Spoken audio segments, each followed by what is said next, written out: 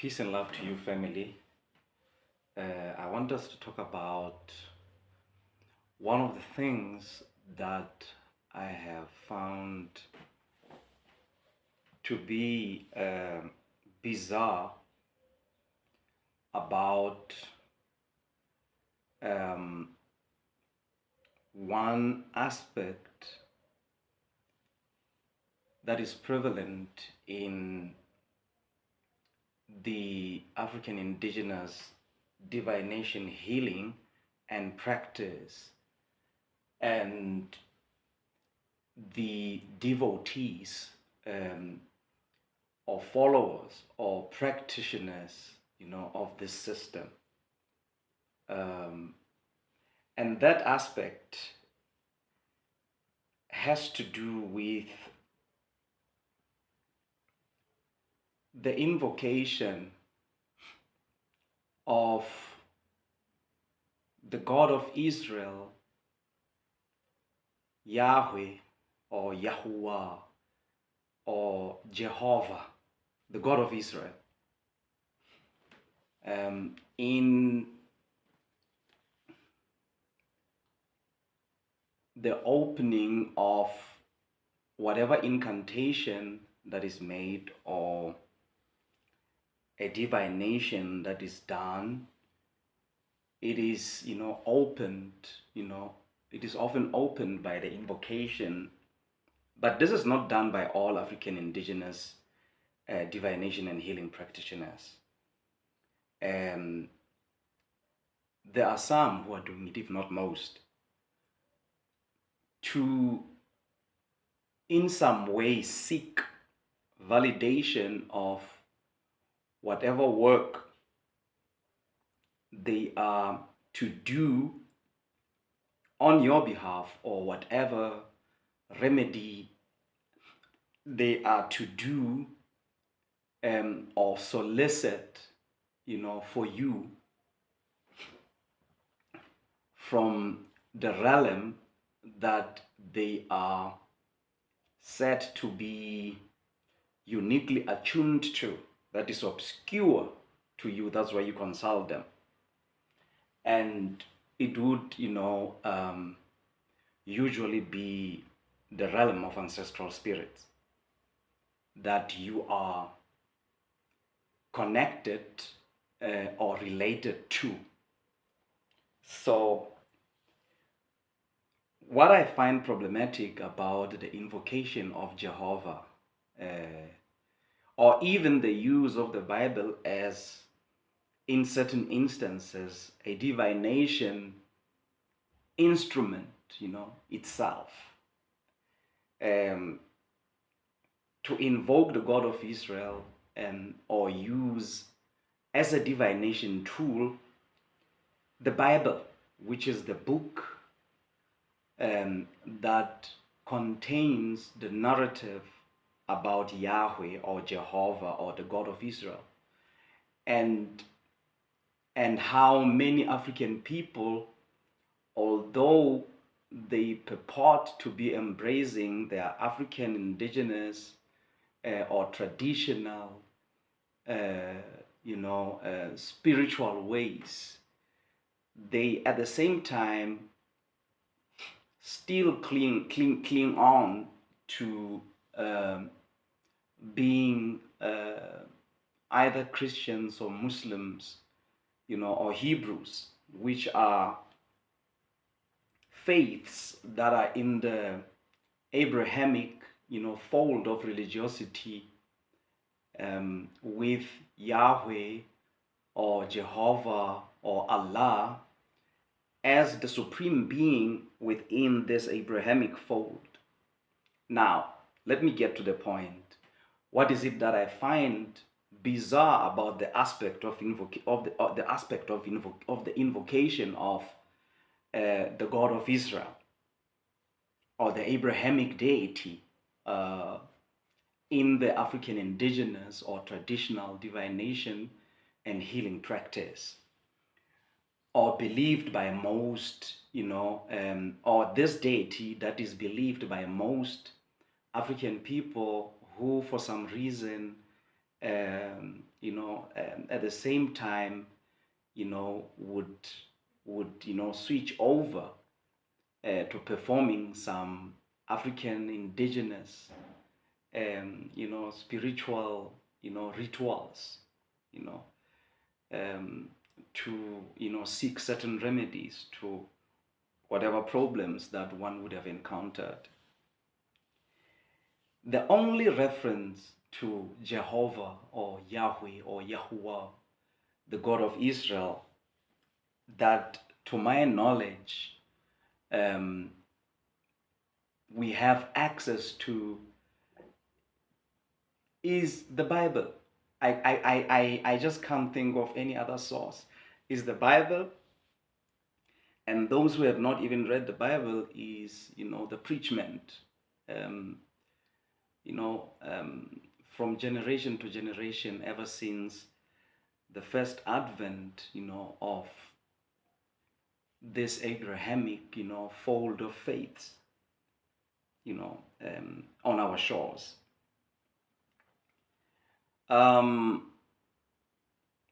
When I find, a gross contradiction, and to some extent a schizophrenic approach to what is called simoya or spirituality, with these African indigenous divination and healing practitioners who are, double bands of Abrahamic religions and African traditional spiritual ways. And their,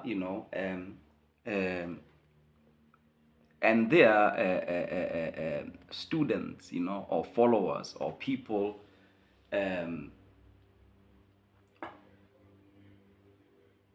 from, and people, to whom remedies, are sought to address certain problems, in their lives, which are said to be of, spiritual nature or cultural nature. Then when you read the source, the toolbox through which we are, introduced to Jehovah, Yahweh, Yahuwah, the God of Israel, the Bible, I'm going to give scriptural references from this book so as, you understand why I make an assertion or submission that practicing African indigenous and divination system while believing in the God of Israel, is some form of cogno-spiritual, dissonance, or cognitive dissonance, as cognitive dissonance in psychological terms. When you read from this book, in the scroll of Leviticus, chapter 19, verse 31. This is in the Bible. This is what Jehovah, who is still believed even by people who practice the African indigenous divination and healing system, and who embrace it, who follow it, who seek remedies from it. This is what this Jehovah says, about practices such as, such as those, or such as that. Leviticus 19:31, Jehovah says, or these are the words attributed to this deitistic, character in the book called Jehovah, that I'm problematizing African people who embrace African indigenous divination and healing practices with,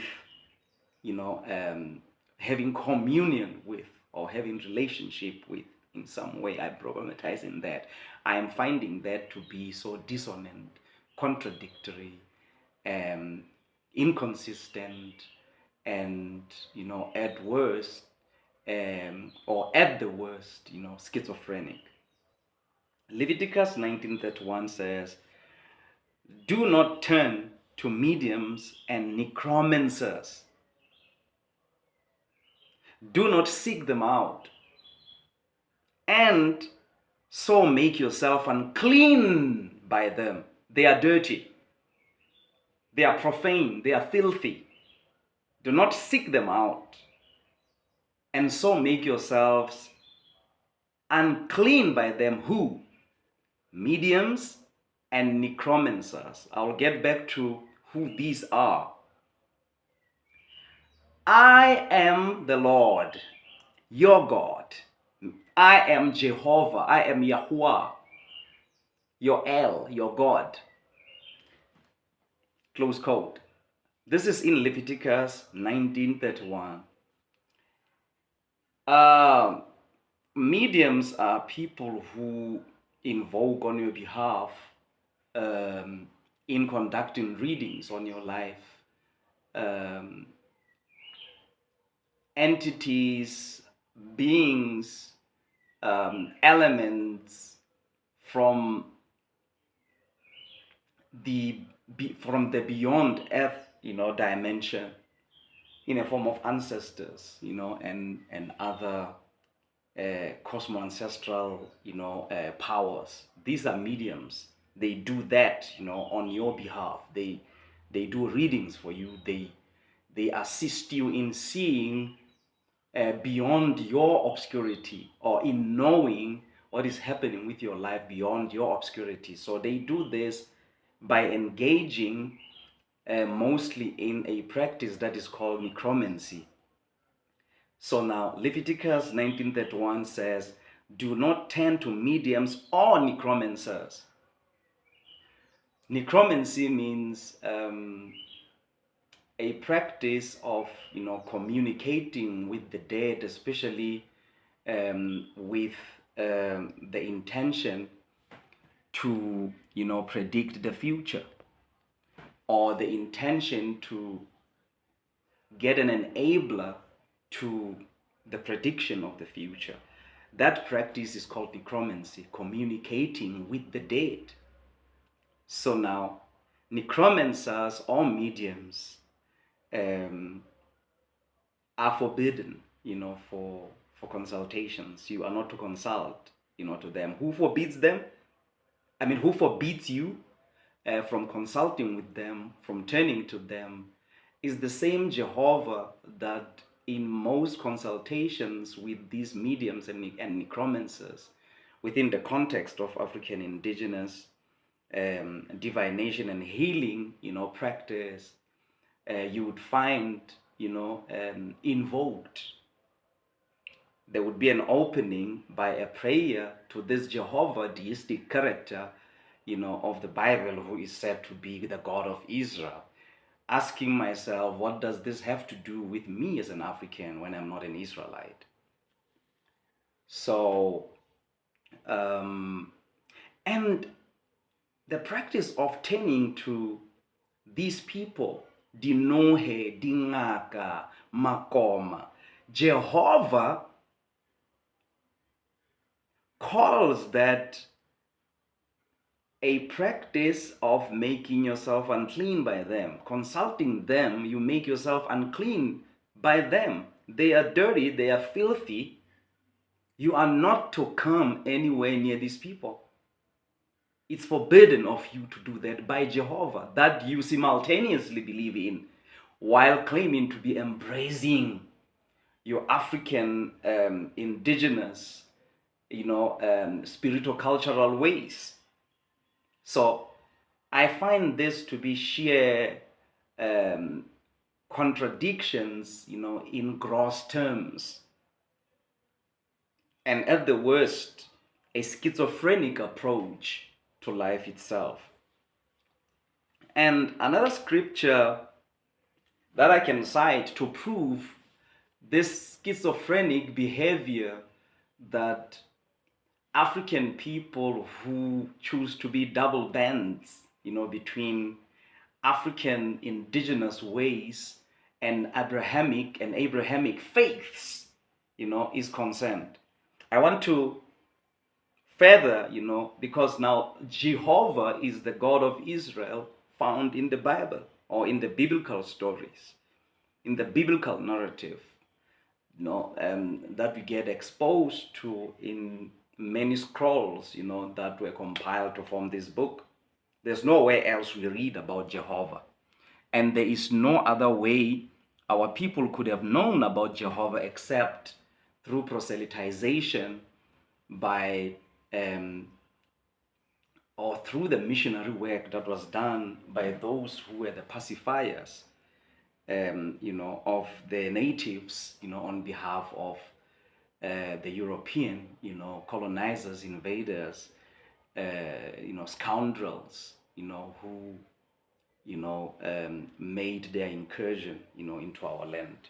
There's no other way, we could have known about this Jehovah deistic, character, except through the Bible. So I'm quoting from the Bible what Jehovah's position regarding ancestor communion, which is one of the cardinal, aspects of African indigenous divination and healing practice.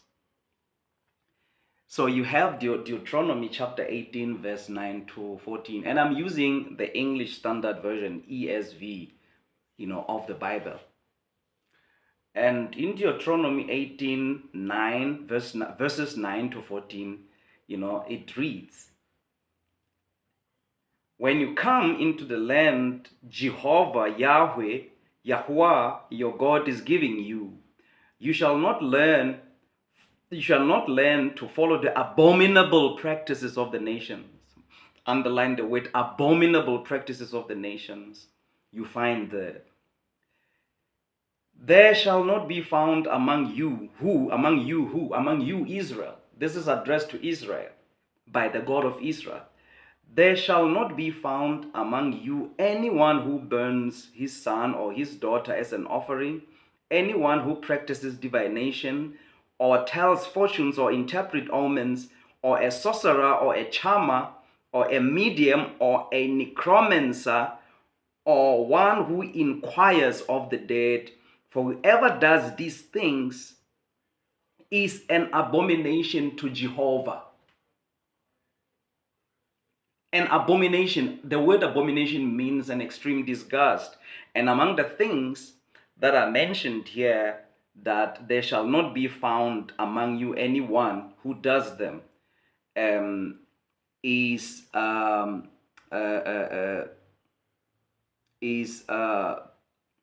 anyone who practices divination or tells fortunes or interprets omens, or a sorcerer or a charmer or a medium or a necromancer.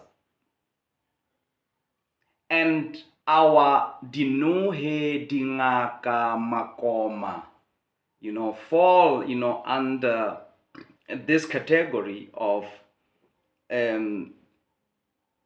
these people that are listed among, or these people or practices that are listed among what Jehovah, the Jehovah deistic character of the Bible, says are an extreme disgust to him.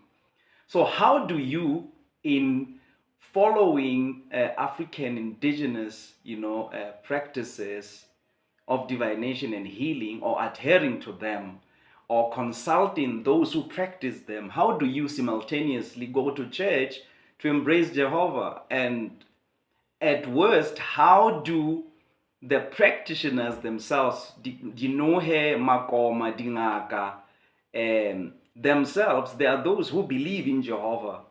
I found that to be cognitive dissonance, of the highest order, cognitive dissonance of note. Maybe I'm missing something, I don't know. Maybe I'm stumbling over something that I am completely oblivious and ignorant, to and about. So this is my question. Perhaps somebody can help. And further on, we have Isaiah chapter 8, verse 19. which says, when you come into the land that Jehovah, Yahweh, your God is giving you. You is Israel here, the nation of Israel. You shall not learn to follow the abominable practices of those nations. Remember, abomination means an extreme disgust. And what is it that is an extreme disgust to Jehovah in what he communicates to Israel, his people here? Now, and when they say to you, this is Isaiah 8:19. Isaiah 8:19 says, and when they say to you, inquire of the mediums and the necromancers who chop and matter, should not a people inquire of their God? Should they inquire of the dead on behalf of the living?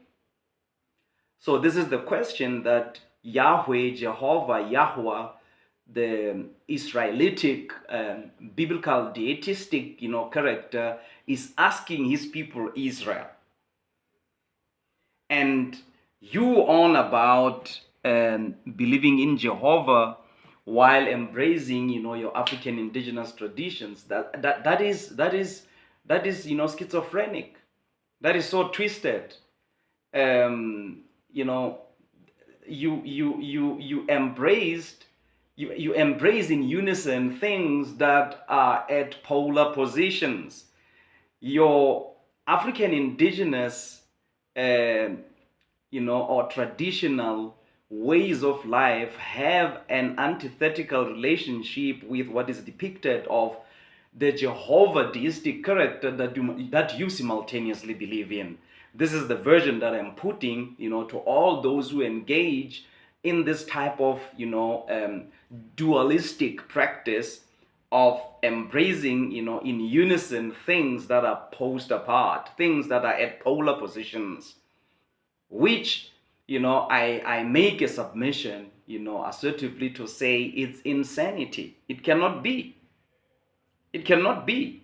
How do you invoke the Jehovah deistic character, when you officiate in African, indigenous, spiritual, ceremonies, rituals?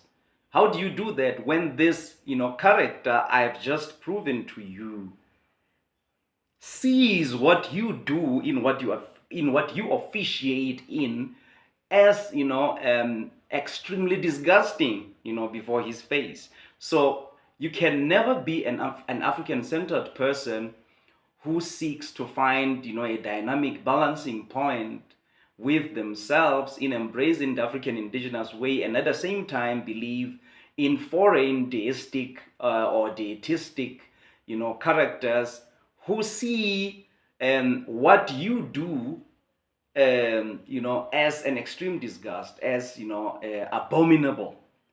Ancestor communion, communicating with the dead, consulting those who communicate with the dead. And all of that is abominable to Jehovah. You choose between the two. It's either you remain a Bible thumper, a Bible believer, and discard completely the ways of your ancestors, or you follow the ways of your ancestors and discard completely these Abrahamic faiths and their books, which are unnerved and hell-bent in condemning your practices that were handed down to you by ancestors as an extreme disgust to its supreme deitistic character called Jehovah. Jehovah is the enemy of your practice. Is very acrimonious to your practice of invoking your ancestors, of seeking ancestor communion. So I don't see any relationship between the two. I see nothing but an antithetical relationship between the two that you so ingloriously seek to embrace in unison. It can't. Peace.